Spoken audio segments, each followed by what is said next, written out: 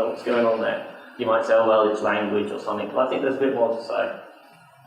Given all of that plasticity and permeability, and particularly if you're a philosopher, you're going to start worrying how we should identify and think about familiar items like minds, persons, agents, environments, even perceptual and cognitive systems. Even the divide between the cognitive and the non-cognitive doesn't seem as clear as it used to be. And what, if anything, limits the range of our self-reinvention? Are there basic neural limits? Maybe some limits on bio-work in memory? Could that be a basic neural limit here?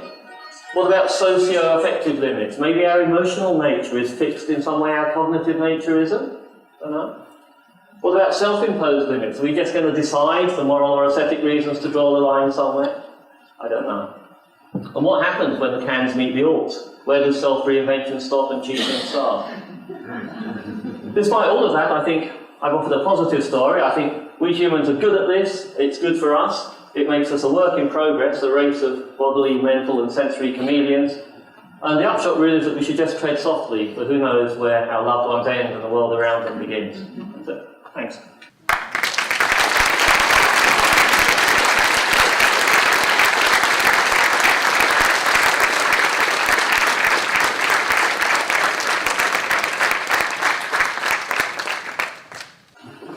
Thank you for the very interesting talk, but I just have a question. You used the word agency at one point, just in passing. And I think that there's a certain kind of agency we get from using transparent or tools transparently. That's an incredible kind of agency that extends our abilities. But I'm curious to know what your thoughts are on the kind of what's behind the veil of agency.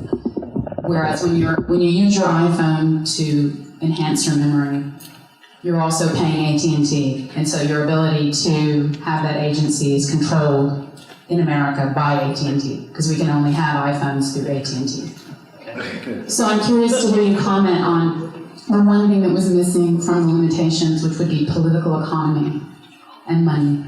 Yeah, no, those are big limitations.